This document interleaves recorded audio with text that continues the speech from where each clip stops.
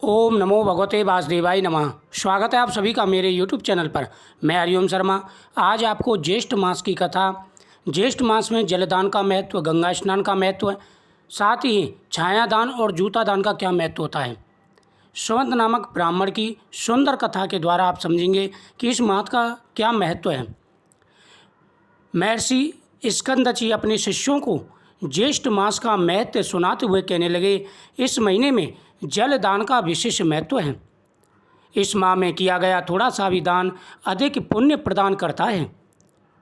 ज्येष्ठ मास में भगवान का सच्चे हृदय से ध्यान करने वाले मनुष्य को मोक्ष की प्राप्ति होती है।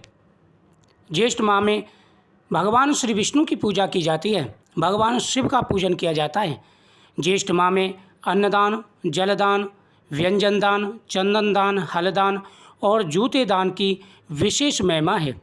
जो व्यक्ति सामर्थ्य के अनुसार इन दानों को करता है, गंगा में स्नान करता है, उनके सारे पाप नष्ट हो जाते हैं। भगवान विष्णु और भगवान शिव प्रसन्न होकर के मनवांछित फल प्रदान करते हैं। इस महीने में भगवान के मंत्रों का जाप करते हुए जो निष्काम भाव से भगवान की पूजा करते हैं, भगवान शिव का अभिषेक करते हैं, श्री विष्णु के मंत्रों का जाप करते हैं, उनके पास संकट कभी नहीं आता, किसी भी प्रकार की कोई परेशानी नहीं आती। चंदन का दान करने से देवता, ऋषि व पितृ प्रसन्न होते हैं।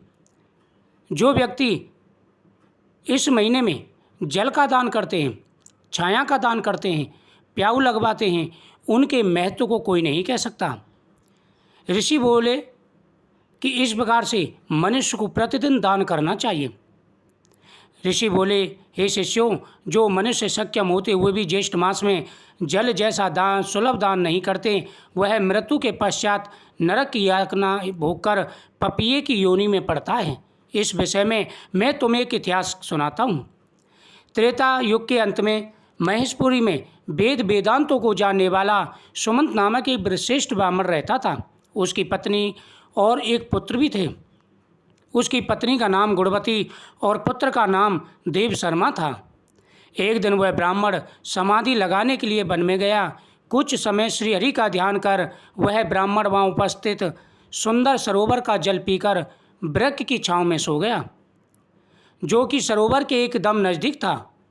अब जो भी जीव जानवर सरोवर में जल पीने आता, वह उसे देखकर डर कर भाग जाता और जल पीने से वंचित रह जाता।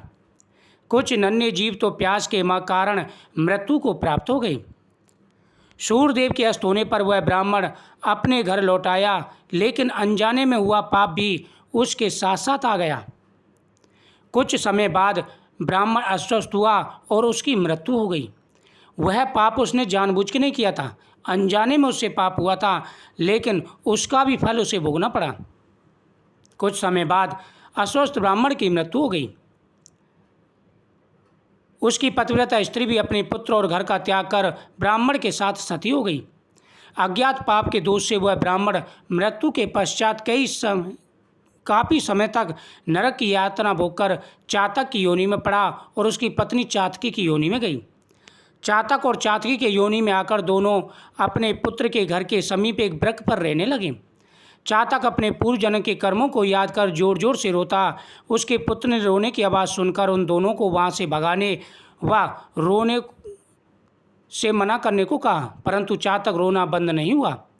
थक हार कर उसके पुत्र ने वृक्ष को आग लगा दी, जिसमें चातक और चातकी के पंख जल गए और वह घायल अवस्था में नीचे पृथ्वी पर गिर पड़े और आपस में अपने कष्टों की बात करने लगे। उनके बातों को सुनकर उनके पुत्र को बड़ा विस्मय हुआ, ये तो मेरे माता पिता हैं। वह ब्राह्मण पुत्र तब श्रेष्ठ ऋषियों के आश्रम में गया और अपने माता पिता का सारा वार्ता सुन उनसे उद्धार का उपाय पूछा। तब ऋषि ने उसे बताया, तुम्हारे पिता पर पूर्व जन्म का अज्ञात पाप है, उससे मुक्ति के लिए तुम जलदान की व्यवस्था करो। तब वो ब्राह्मण पुत्र ने ऋषियों के कहे अनुसार अपने माता पिता के नाम का निर्जल वन में प्याऊ लगवा दिया। यानी अज्ञात कर्म का कितना बड़ा जो है दंड भोगना पड़ा। तो कहते हैं कि व्यक्ति को हमेशा ध्यान रखना चाहिए, कभी भी भूल से कोई पाप ना हो, किसी का अहित ना हो, इन बातों का विशेष रूप से ध्यान रखना चाहिए। और जलदान तो सुलभ है। ज्येष्ठ मास में, आषाढ़ मास में, वैशाख मास में, इन मासों में जल दान का विशेष महत्व होता है और जल दान की व्यवस्था जरूर करनी चाहिए। तब ब्राह्मण ने ऋषियों के कहे अनुसार अपने माता पिता के नाम का निर्जल वन में प्याऊ लगवा दिया, जहाँ पर आने वाले मनुष्य, पक्षी और जीव जल पीने लगे। उसके इस पुण्य के प्रभाव से उसके माता पिता चातक चातकी की योनि से छूटकर अपने पुत्र को सुख समृद्धि का आशीर्वाद देकर बैकुंठ धाम को चले गए। जैसे हम कहीं प्याऊ लगवाते हैं, अन्न दान करते हैं, छाया दान करते हैं, तो इससे हमारे पितरों का उद्धार हो जाता है। जब हमारे पितरों का उद्धार हो जाता है तो हमें सुख समृद्धि का आशीर्वाद प्राप्त होता है। ज्येष्ठ मास में जो व्यक्ति प्रतिदिन इस कथा का श्रवण करते हैं, साथ ही जलदान का महत्व सुनते हैं, जलदान की व्यवस्था करते हैं, उनके जीवन में कभी कोई कष्ट नहीं आता। ऋषि ने कहा कि हे शिष्यों, जलदान की इतनी महिमा है। जो व्यक्ति जलदान करते हैं उनके जीवन में कभी कोई कष्ट नहीं आता, उनके जीवन में आ रहे सारे दुख व परेशानियां दूर हो जाती हैं। जिस प्रकार से जलदान का महत्व है, उसी प्रकार से छाया दान का भी विशेष महत्व है। जो भी मनुष्य, प्राणी, पक्षी और जीव जंतुओं के लिए जल की व्यवस्था करता है, वह इस लोक में सुखों को भोगकर अंत में बैकुंठ लोक को जाता है। जो व्यक्ति इन महीनों में जलदान की व्यवस्था करते हैं, जीवन में आ रहे उनके सारे कष्ट, सारे दुख दूर हो जाते हैं। इसलिए प्रत्येक व्यक्ति को जलदान, अन्नदान, छायादान, चंदन दान करना चाहिए। प्रतिदिन चंदन को घिस करके भगवान को टीका लगाएं, खुद भी टीका लगाएं और उसका दान भी करना चाहिए। जितना संभव हो उतने लोगों के मस्तक पर टीका लगाना चाहिए। इससे शीतलता प्रदान होती है और भगवान प्रसन्न होकर के मनवांछित फल प्रदान करते हैं। हे शिष्यों, इस प्रकार से जो व्यक्ति जलदान करता है, जूता दान करता है, उसके सभी पाप दूर हो जाते हैं।